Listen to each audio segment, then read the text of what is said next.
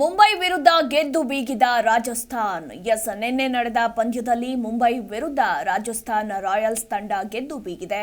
ಈ ಮೂಲಕ IPL 2024ರಲ್ಲಿ Rajasthan Royals ತಂಡ ಅತ್ಯುತ್ತಮ ಪ್ರದರ್ಶನ ಮುಂದುವರಿಸುತ್ತಿದೆ ಅಂತಾನೆ ಹೇಳಬಹುದು. ಸಂಜು ಸ್ಯಾಮ್ಸನ್ ನಾಯಕತ್ವದಲ್ಲಿ ಈ ತಂಡ ಲಕ್ನೋ ಮತ್ತು ಡೆಲ್ಲಿ ಕ್ಯಾಪಿಟಲ್ಸ್ ನಂತರ ಈಗ ಮುಂಬೈ ಇಂಡಿಯನ್ಸ್ ತಂಡವನ್ನ ಸೋಲಿಸಿದೆ. ಇದರೊಂದಿಗೆ ಲೀಗ್ನಲ್ಲಿ ಹ್ಯಾಟ್ರಿಕ್ ಗೆಲುವನ್ನ ದಾಖಲಿಸಿದೆ. ರಾಜಸ್ಥಾನ್ ಅಂಕಪಟ್ಟಿಯಲ್ಲಿ ಅಗ್ರಸ್ಥಾನಕ್ಕೂ ಕೂಡ ಏರಿದೆ.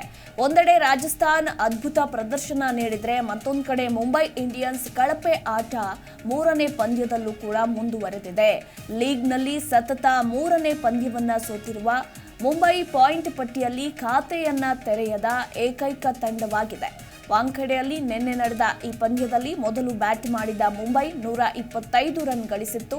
ಇದಕ್ಕೆ ಉತ್ತರವಾಗಿ ರಾಜಸ್ಥಾನ್ ರಿಯಾನ್ ಪರಾಗ್ ಅವರ ಬಿರುಸಿನ ಅರ್ಧಶತಕದ ಆಧಾರದ ಮೇಲೆ 15.3 ಓವರ್ಗಳಲ್ಲಿ 6 ವಿಕೆಟ್ಗಳಿಂದ ಪಂದ್ಯವನ್ನ ಗೆದ್ದುಕೊಳ್ತು.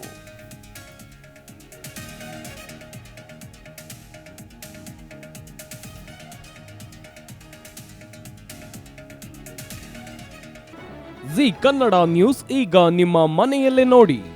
ಎಲ್ಲ ಕೇಬಲ್ಗಳಲ್ಲಿ ಈಗ ಲಭ್ಯ.